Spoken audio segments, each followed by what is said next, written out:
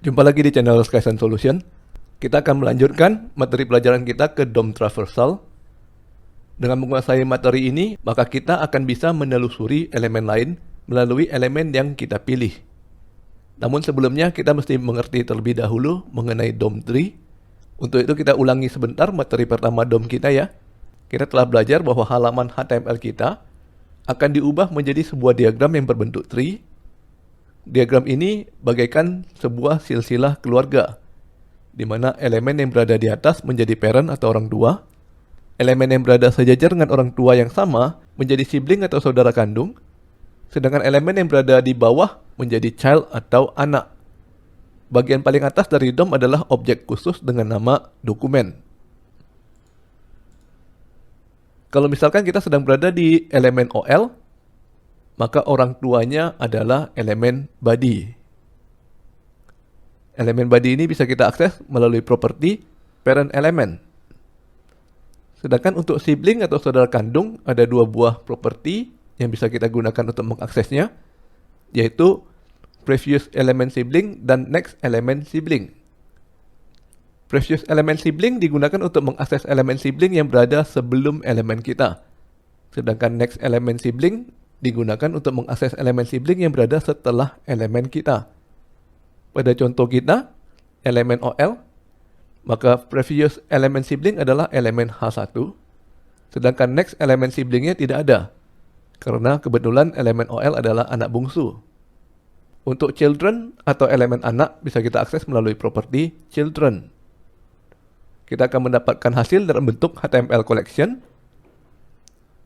yang isinya adalah daftar elemen anak. Untuk contoh kita, elemen OL memiliki 3 buah anak, yaitu elemen LI. Kita langsung coba praktek ya. Di sini saya sudah menyediakan file HTML yang sama persis dengan slide. Kita bisa lihat isi dari elemen body, ada elemen IMG, H1, dan OL. Lalu di dalam elemen OL terdapat 3 buah elemen LI. Sesuai dengan contoh sebelumnya, kita ingin mengambil elemen OL. Agar lebih mudah, kita tambahkan saja atribut ID sama dengan EL. EL di sini maksudnya adalah elemen. Kita lihat hasilnya di browser ya. Kita lihat di konsolnya. Kita buat variabel baru dengan nama EL.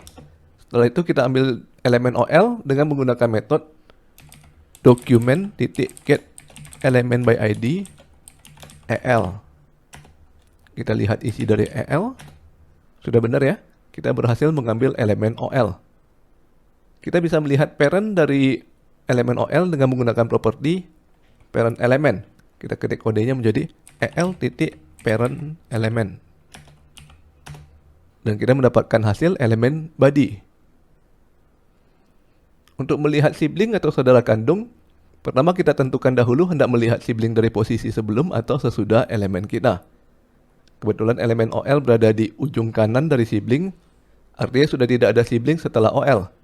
Jadi kita coba dahulu untuk melihat sibling dari posisi sebelum ya. Kita bisa ketik kodenya EL.previous element sibling. Maka kita mendapatkan hasil elemen H1. Perhatikan bahwa pada nama properti terdapat kata elemen. Artinya kita mengambil sibling yang berupa elemen. Tadi waktu mengetikkan properti, teman-teman bisa melihat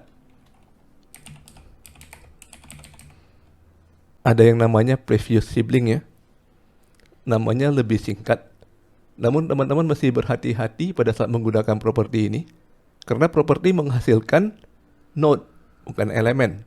Node ini bisa mencakup objek yang lebih luas. Bisa saja berupa teks atau komen. Kita coba ya.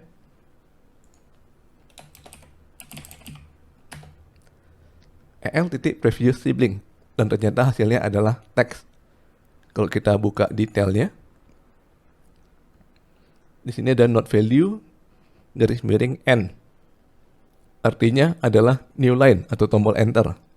Kalau kita lihat lagi ke kode HTML, setelah tag penutup H1, kita menekan enter sehingga tag OL berada di baris berikutnya. Kita melakukan hal ini agar kode kelihatan lebih rapi. Namun ternyata di dalam DOM JavaScript menambahkan satu buah node di antara tag H1 dan OL. Node ini berisikan karakter enter tersebut. Kita bisa coba ya, kalau semua spasi dan enter di antara tag penutup H1 dan OL dihapus. Kita kembali ke browser. Kita ulangi script tadi ya. el.previous sibling sekarang menjadi H1. Karena di antara kedua sibling ini sudah tidak ada node new line. Kita lihat contoh lain ya, node yang berupa komentar. Jadi kalau di antara tag H1 dan tag OL ini kita tambahkan komentar. Kita tulis saja komentar baru. Kita refresh browser dan ulangi lagi.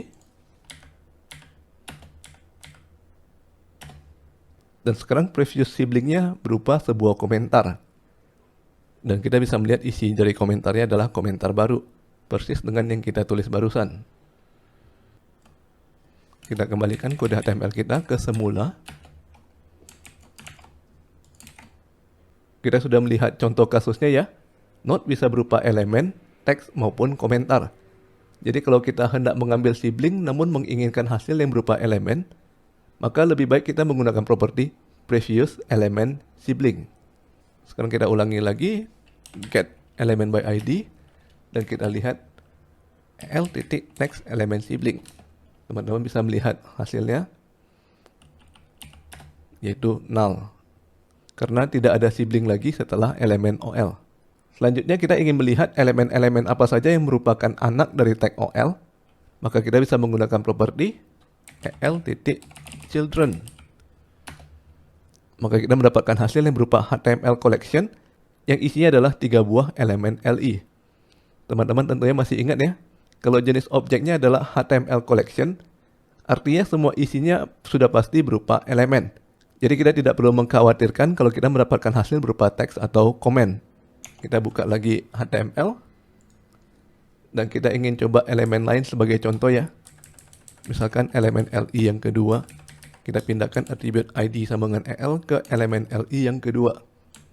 Kita simpan dan refresh browser. Jadi sekarang kalau kita get elemen by ID EL, maka yang kita dapatkan adalah elemen LI yang kedua. Kita coba telusuri menggunakan properti yang tadi ya. Teman-teman sambil menebak hasil propertinya apa saja. Kita coba dahulu parent element. Hasilnya adalah OL. Dari LI ini naik ke atas jadinya OL. Kalau kita coba previous element sibling, hasilnya adalah LI daftar pertama. Sedangkan kalau next element sibling,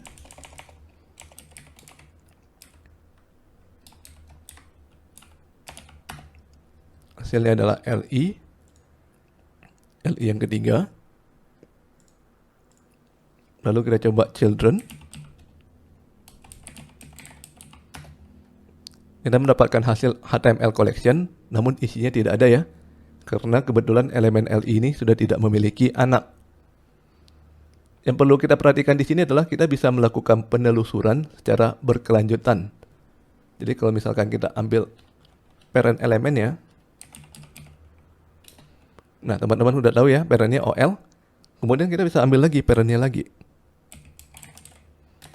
Artinya kita mendapatkan parent dari parentnya, yaitu bisa kita bilang kakeknya ya. Kita mendapatkan body. Di sini kita naiknya 2 kali. Naik sekali OL, naik kedua kali body. Kita juga bisa melakukan penelusuran dengan menggunakan kombinasi. Misalnya kalau dari parent, kita ambil lagi previous element sibling. Maka kita mendapatkan H1. Jadi dari LI naik ke atas OL, belok kiri H1. Atau bisa juga kita naik ke atas mengambil parentnya, kemudian turun ke bawah lagi mengambil daftar anaknya.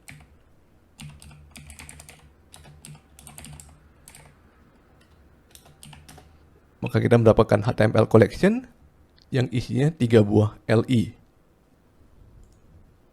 Jadi sini kita sudah belajar ya mengenai DOM traversal. Dengan menggunakan DOM traversal ini kita bisa menelusuri elemen-elemen HTML dari elemen yang sudah kita pilih. Yang paling penting dari DOM traversal ini adalah kita harus tahu kapan kita harus menggunakan parent, kapan kita harus menggunakan sibling, dan kapan kita harus menggunakan children.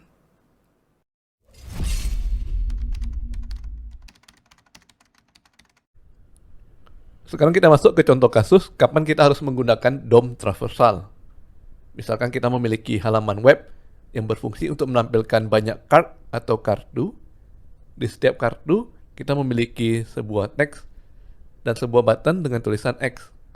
Di sini kita akan menulis script sederhana, di mana kalau kita mengklik tombol X, maka kartu yang bersangkutan menghilang dari layar.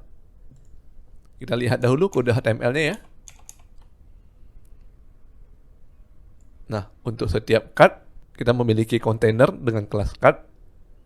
Di dalamnya terdapat teks dengan kelas card text. Dan kemudian ada button dengan kelas button close. Kita buka JavaScript-nya ya. Jadi kita akan membuat sebuah function yang kalau diklik akan menghilangkan card yang bersangkutan. Kita beri nama functionnya on button close click. Isi functionnya. Nah, di dalam CSS saya sudah menyediakan satu buah kelas yaitu dNone yang berfungsi untuk men-set property display menjadi none, artinya menghilang dari layar ya. Jadi kita tinggal menambahkan kelas tersebut ke dalam kelas list. Bagaimana caranya? Pertama kita akses dahulu elemen yang sedang diklik dengan menggunakan kata kunci this. Kemudian kita akses property class list.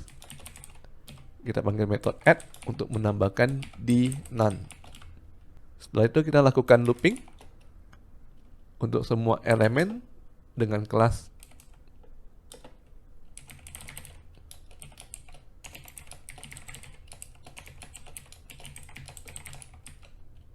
button close. Kita tambahkan event listener. Klik dengan function on button close click. Kita simpan dan jalankan di browser. Kita coba klik buttonnya ya. Berhasil hilang, tapi yang hilang hanya buttonnya saja ya, bukan kartunya. Mengapa hal ini bisa terjadi? Karena pada function on button close click di sini adalah si button close itu sendiri. Jadi kalau kita lihat lagi di HTML-nya ya, yang dihilangkan hanya button ini saja. Sedangkan yang ingin kita hilangkan adalah si card. Apa hubungannya card dengan button close? Card adalah parent dari button close. Jadi di dalam function on button close click, kita harus melakukan penelusuran terlebih dahulu. Kita ambil orang tua dari this. Jadi di sini kita harus menambahkan properti parent element. Kita coba ya kodenya di browser. Dan sekarang sudah berfungsi dengan benar. Jadi kalau tombol close ditekan, maka yang dihilangkan adalah parent dari tombol tersebut.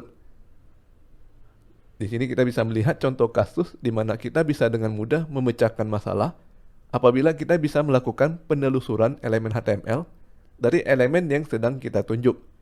Disinilah kegunaan dari DOM traversal. Oke, sampai di sini dulu video kita kali ini. Bagi yang ingin mengunduh source code dari video ini bisa melihat deskripsi pada video. Jangan lupa subscribe ke channel Skysense Solution untuk mendapatkan informasi terbaru dari kami. Dan sampai bertemu lagi di video berikutnya.